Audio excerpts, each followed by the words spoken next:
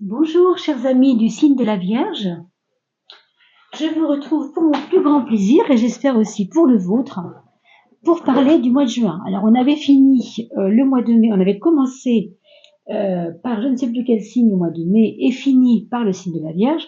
C'est pour cela qu'aujourd'hui on commence par le signe de la Vierge. On a pris un petit peu cette habitude-là. Donc j'espère que vous allez tous très très bien. On commence par une petite coupe. Alors une petite coupe rapide bien sûr pour installer un petit peu l'ambiance générale de ce mois de juin pour vous et j'espère que vous avez pu aller voir la vidéo concernant la fin du mois de mai puis le début de juin puisque nous sommes en train de rentrer tout doucement dans la fin de cette période de mai. Et je vous laisse regarder cette vidéo, donc vous trouverez sur la playlist ou même comme ça, en actionnant un petit peu, vous voyez, le défilé des vidéos. Et puis bien sûr, allez voir les vidéos sur l'âme qui sont quand même très importantes, les vidéos des saisons de l'âme. Mais bientôt, nous aurons celle de l'été, puisque le 21 juin approche à grands pas. Alors, mes amis vierges ou ascendant vierge, je vous invite à aller voir pour votre ascendant le site Evozen qui vous indiquera votre ascendant. On a la carte de l'art à droite. La carte de l'art qui nous parle de période, en tout cas en juin, où vous aurez la possibilité pour vous de vous mettre en lumière, en plus de visu, si vous voulez, plus en vedette. On peut même dire ça, puisque vous le savez, pour ceux qui sont instrumentistes ou qui font de la musique, par exemple, vous savez que c'est la fête de la musique. Peut-être que vous aurez des projets à ce niveau-là. Hein. On vous indique tout de même que c'est un moment privilégié pour vous pour sortir de votre antre et aller voir un peu à l'extérieur de chez vous s'il n'y a pas des choses festives à vivre. Hein. Donc plutôt un mois, oui, j'ai envie de dire joyeux parce qu'il y aura de l'amusement et il y aura aussi l'aspect du plaisir, pour beaucoup d'entre vous en tout cas. Si vous avez à droite la carte du palais, ici ça nous indique tout simplement que vous allez avoir à cœur de vous occuper de votre maison, de vous occuper de votre intérieur aussi. Et vous avez en troisième de coupe le karma. Le karma, vous savez, c'est toujours quand quelque chose arrive à point nommé, qu'on n'y croyait plus et que finalement ça nous rattrape, parce que c'était quand même inscrit pour nous dans quelque chose de logique. Peut-être que vous avez un équilibre à avoir pour ce mois de juin pour vous, mes amis vierges ou ascendants vierges, entre une envie en fait de se faire plaisir, une envie de penser j'ai envie de dire au confort du plaisir, hein, au confort que rapporte le plaisir, et en même temps ne pas vous oublier dans votre fort intérieur et dans votre monde, je vais pas dire votre monde intérieur directement, mais ce qui fait que vous êtes chez vous dans votre bien-être. Est-ce que chez vous, vous vous sentez vraiment très bien, hein? Est-ce que vous êtes à l'aise chez vous? Est-ce qu'il y a quelque chose qui va ou qui ne va pas? Est-ce qu'il y a des déplacements de meubles à faire, des vibrations à cause de votre compteur Linky ou je ne sais quoi? Je ne sais pas ce qui vous gêne, mais il peut y avoir quelque chose qui vous gêne, hein? Donc ça nous parle un petit peu de ça. Bon, on va rentrer un petit peu dans le vif du sujet. En tout cas, le karma nous appelle à trouver cela juste, de se rééquilibrer soi-même. Hein. Et oui, il y a un rééquilibrage à faire des choses. C'est ne pas s'oublier, hein, ne pas s'oublier soi-même. Penser aussi à son monde intérieur, enfin je veux dire son intérieur, plutôt la maison, hein, tout ce qui se passe dans votre domicile.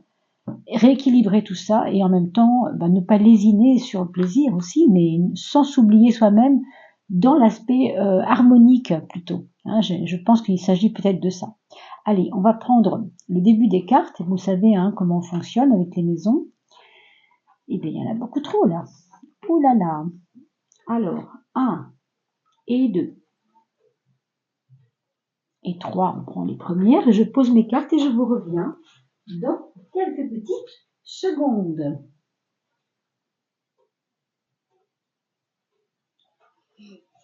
Voilà pour ce mois de juin.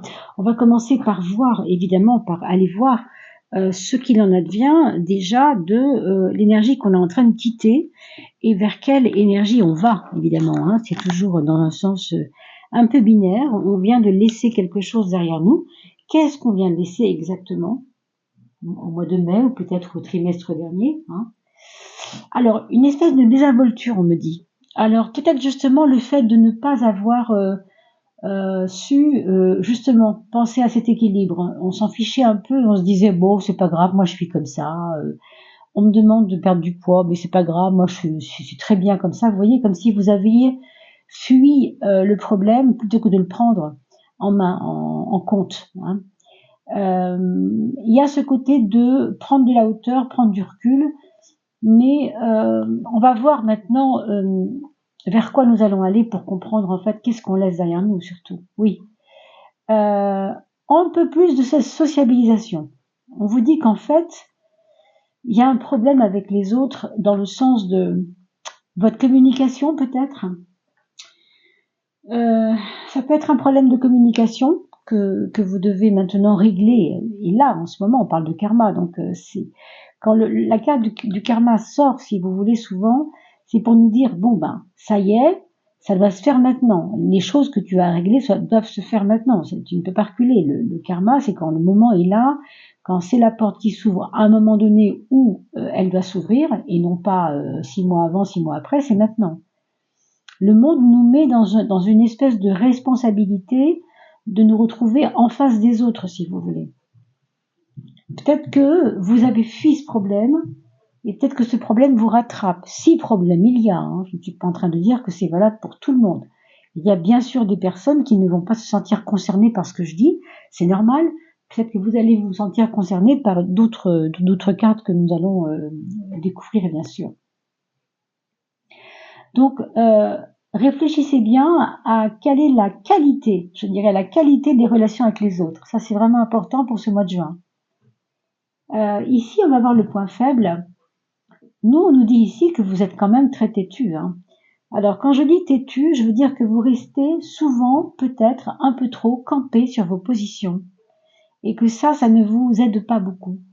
Vous avez peut-être des moments où vous restez un peu trop campé sur vos arrières en vous disant que c'est pas grave, moi je suis comme ça, hein, on en a parlé à l'instant, hein, je suis comme je suis, ils ont qu'à me prendre comme je suis, voilà, c'est un petit peu du mal à se remettre en question. L'empereur, c'est quelque chose de carré, c'est quelque chose de ancré, et c'est quelque chose de qui sait ce qu'il veut, quoi, vous voyez, donc c'est ce côté, alors on pourrait dire c'est positif de savoir ce qu'on veut, oui, sauf que là, ça vous rend un petit peu têtu. On va voir, parce qu'on parlait d'assouplissement tout à l'heure vis-à-vis des autres, ça gêne un petit peu, je pense, mais il y a forcément un point fort et on va aller voir quel est ce point fort pour vous. Le point fort, c'est précisément de remettre en question ce qui doit être remis en question. Hein. Le battleur, vous savez, c'est le petit magicien du tarot. C'est celui qui capte la chose instinctivement et qui peut se remettre au goût du jour automatiquement. On n'a pas peur de s'adapter. Hein. Avec le battleur, on s'adapte. Ça, c'est votre force à vous d'adaptabilité. Vous avez cette faculté. Et il faut vous en servir, bien sûr, c'est très important. Ça veut dire que vous allez pouvoir vous aider vous-même avec ça. Hein.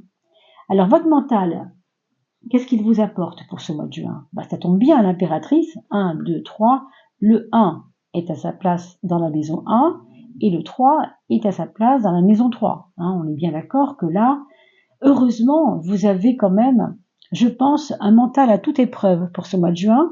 Ça va vraiment vous aider à plus tenir compte de ce qu'on a dit tout à l'heure sur ce manque d'aller vers les autres et ce manque de remise en question.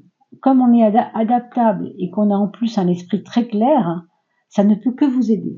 On me dit que vous vous rapprochez de quelqu'un qui est comme une sœur, un frère, comme quelqu'un qui a de la valeur autant qu'un frère ou une sœur peut en avoir.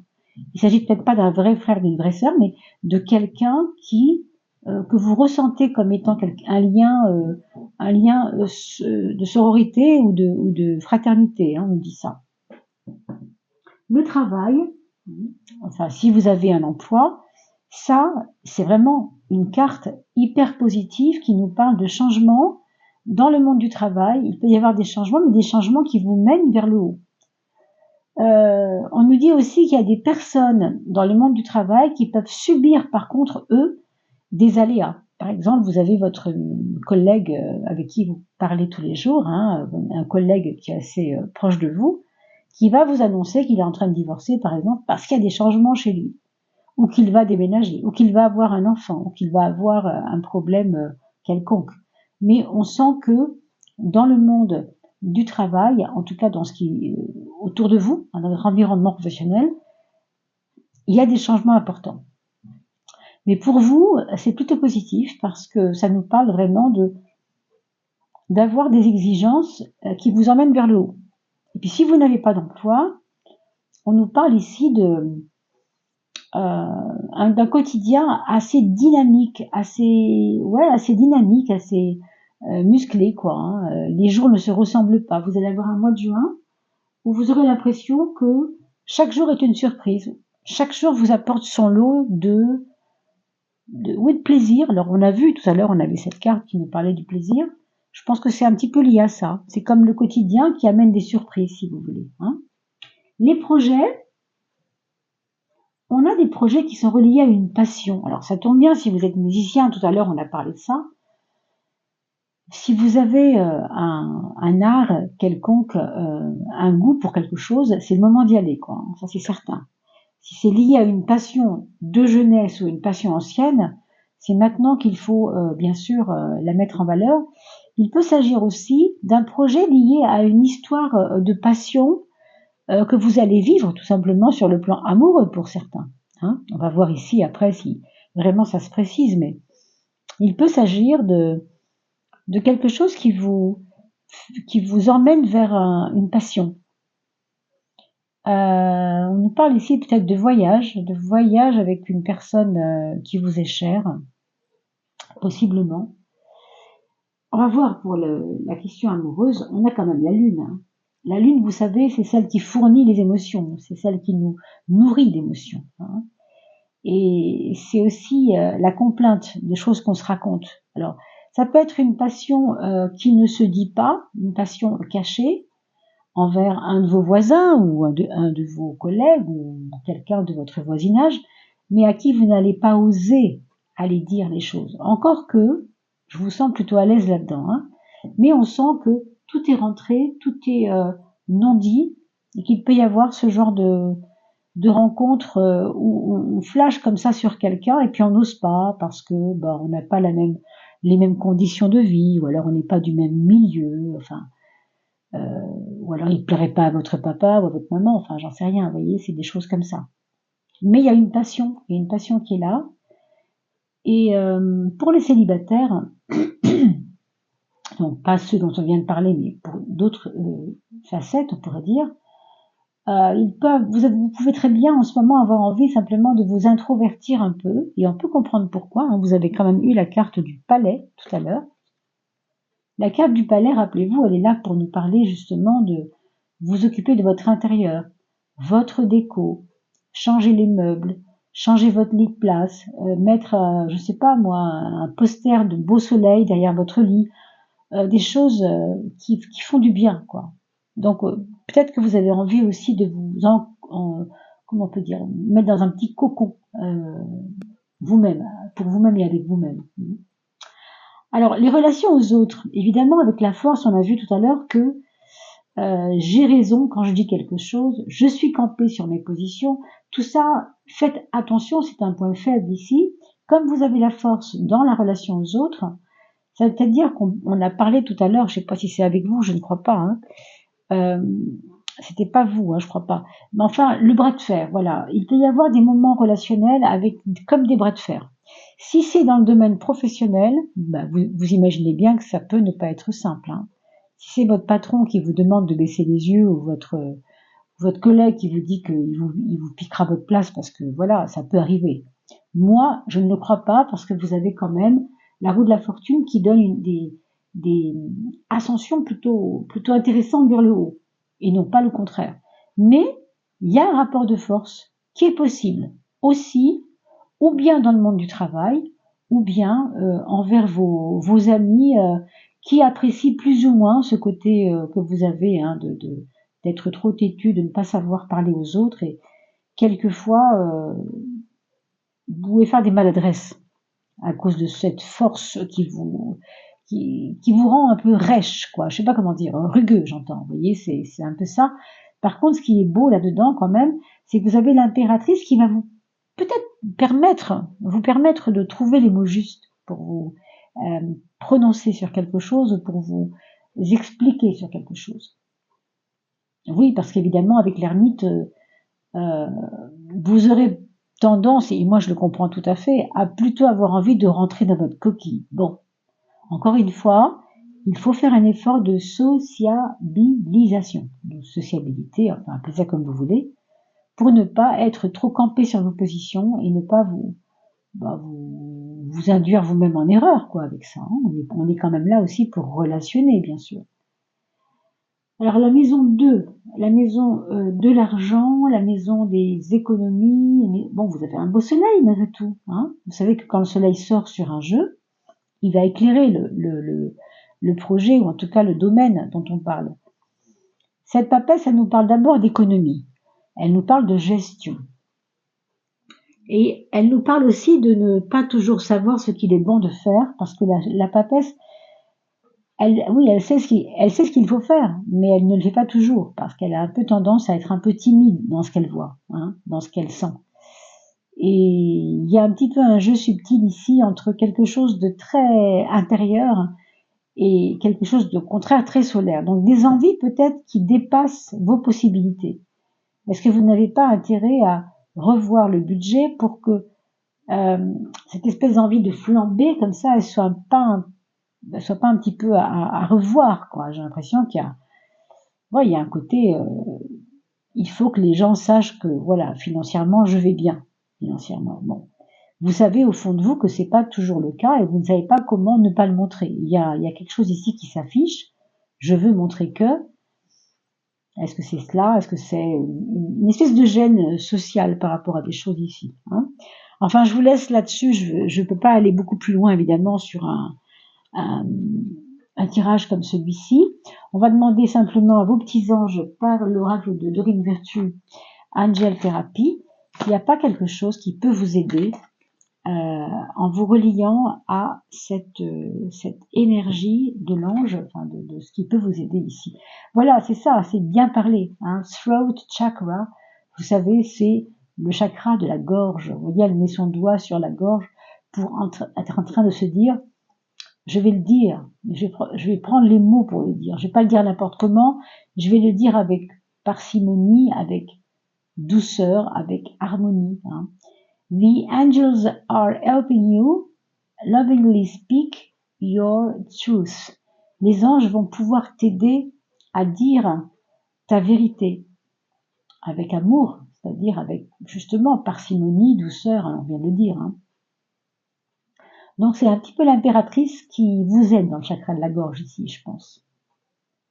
Voilà mes chers amis vierges, j'ai passé ce petit moment très agréable avec vous et je vous retrouve tout à fait à la fin du mois, mais on se retrouvera, vous le savez aussi, bien sûr, pour parler de l'été au mois de juin, le 21, puisque je mettrai en place, non pas pour les vierges, mais pour les chemins de vie. Vous pouvez très bien être vierge, chemin de vie 3 ou vierge, chemin de vie 9, ça change tout évidemment. Donc je vous invite à aller voir les saisons de l'âme pour aller voir votre chemin de vie quand arrivera le 21 juin. Et je vous dis à bientôt, portez-vous bien, prenez bien soin de vous.